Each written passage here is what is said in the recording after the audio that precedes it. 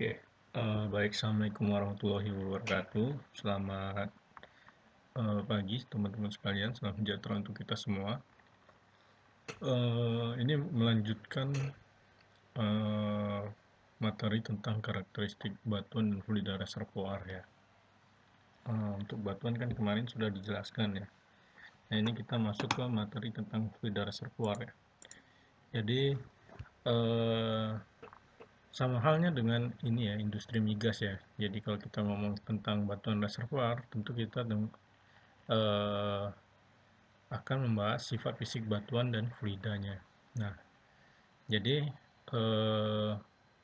kalau di sifat fisik fluida minyak bumi mungkin ya, kita kenal ada densitas, terus viskositas, kelarutan gas, faktor volume formasi, kompresibilitas air, minyak dan gas, dan lain-lainnya.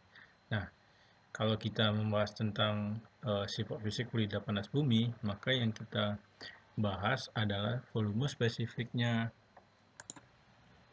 densitas, dan juga viskositasnya. Itu ya. Oke, ini untuk yang pertama ya, volume spesifik. Ya, jadi volume spesifiknya adalah perbandingan antara volume fluida dengan massa fluida tersebut ya. Dan satuannya untuk volume spesifiknya adalah meter kubik per kilogram. Besarnya nilai volume spesifik ini ya dari fluida ini sangat tergantung dari besarnya tekanan udara ya sebenarnya. Tergantung dari tekanan udara dan juga temperaturnya. Jadi di mana nilai untuk hubungan dari tekanan dan temperatur ini dapat kita lihat di tabel yang ada di sini ya. Jadi pada tekanan 1 atm ya, atau 1,01325 bar ya. Di sini atau kondisi standar ini ya, titik didih air adalah sebesar 100 derajat Celcius ya. Jadi apabila melebihi titik didih ini, maka fluida akan berubah fasa menjadi uap gitu ya. Nah, lalu sedangkan pada tekanan yang lebih tinggi ya, contohnya mungkin kita ambil di tekanan 20 bar ya. Titik didih juga akan meningkat, awalnya 100 ya, karena kenaikan tekanan titik didih ini menjadi 212,9 derajat Celcius. Artinya dapat kita simpulkan semakin besar tekanannya ya, maka temperatur didih ini juga akan semakin tinggi. Jadi seperti halnya mungkin di bawah permukaan ya, dengan tekanan yang sangat tinggi, otomatis untuk mencapai titik didihnya atau merubah fasa fluidanya menjadi uap, dia titik didihnya lebih tinggi dari titik didih yang ada di permukaan. Oleh karena itu, kalau kita mungkin masak air ya di daerah yang tinggi ya, atau di pegunungan mungkinnya, atau di puncak gunung,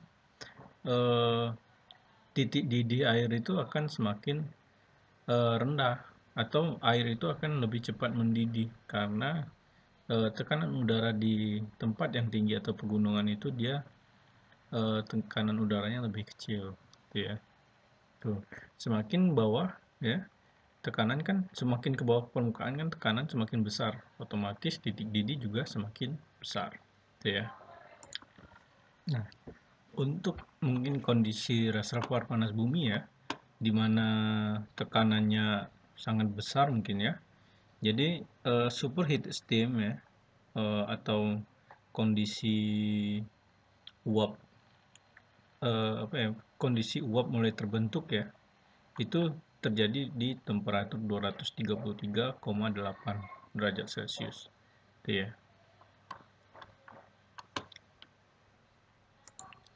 Nah, untuk kondisi superheat steam ini maksudnya adalah kondisi fluida di reservoir ini adalah berupa uap kering ya sebenarnya.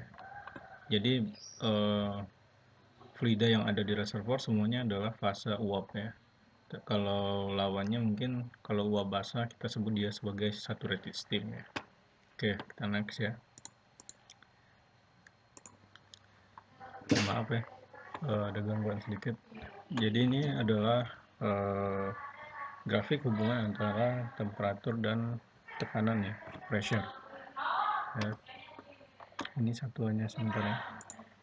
Ini satuannya nggak terlalu kelihatan, jadi saya jelaskan tentang grafiknya aja lah ya. Jadi sebenarnya berkaitan dengan tabel sebelumnya ya. Jadi dapat kita lihat di sini, semakin besar tekanan maka temperatur juga akan semakin tinggi ya, dalam hal titik didih mungkin ya, itu critical pointnya. Jadi pada tekanan yang sangat tinggi di sini, critical pointnya juga paling di sini sekitar mungkin hampir mendekati berapa ya, 350 ya di sini ya. Cuman kita patokan tetap dari sini ya untuk si superheat steam ya, itu sebesar 233,8 derajat Celcius ya, untuk tekanan 30 bar ya, tekanan 30 bar. Jadi teman-teman di sini juga harus tahu konversi ya, untuk tekanan udara ya, atau tekanan atmosfer ya, pada kondisi permukaan itu besaran tekanannya itu adalah 1 atm ya, atau sama dengan 1,01325 bar, atau sama dengan 14,7 psi itu ya. Sebentar, sorry ya, lanjut ya. Tadi sampai di konversi tekanannya. Jadi 1 atm itu sama dengan 1,01325 bar ya. Nah, 1 atm juga equal with 14,7 psi ya. Terus 30 bar tadi ya, berarti 30 bar tadi ya, yang di sini tadi itu setara dengan 400 berapa, 435 psi mungkin ya. Nah, itu. Nah, mungkin untuk kalau mau mengetahui analoginya mungkin ya. Jadi kalau teman-teman pernah melihat ya video tentang ban truk meledak ya. Nah, itu ban truk itu dia tekanan udaranya itu sekitar 70 sampai 100 psi. Nah, itu bayangkan kalau di reservoir itu tekanannya sangat tinggi ya, bisa mencapai ribuan psi. Nah, bagaimana bahayanya kita bekerja di migas dan panas bumi mungkin ya, karena berhubungan dengan aktivitas pemboran kan. Oke, kita lanjut ya. Lalu sifat fisik kedua ya, ini adalah densitas. Jadi densitas ini merupakan salah satu sifat fisik fluida panas bumi ya. Nah, dimana fluida panas bumi ini kan terdiri dari fase cair dan fase uap ya. Nah, ini otomatis ada yang namanya densitas cairan atau liquid dan densitas uap atau vapor ya. Nah, satuan densitas ini adalah massa per satuan volume ya, atau kilogram per meter kubik, atau bisa juga gram per cc. Jadi definisi dari densitas ini ya, secara matematis adalah perbandingan dari massa suatu fluida terhadap, atau suatu benda ya, terhadap volumenya. Nah, fluida panas bumi ini umumnya terdiri dari 70% atau lebih sodium klorid ya, dan unsur lainnya adalah potasium chloride yang mempunyai efek pada temperatur ya, atau suhu. Nah, untuk besar nilai densitas fluida ini ya, dan densitas uap atau gas tergantung dari besarnya nilai dari volume spesifik dari fluida ya, dan volume spesifik fluida ini juga tergantung dari besarnya temperatur dan tekanan reservoir ya. Nah, itu adalah hubungannya. Kita lanjut ya ke slide selanjutnya. Nah, ini adalah masih ya membahas tentang densitas. Karena waktunya mau habis, mungkin saya lanjut ke video selanjutnya aja ya.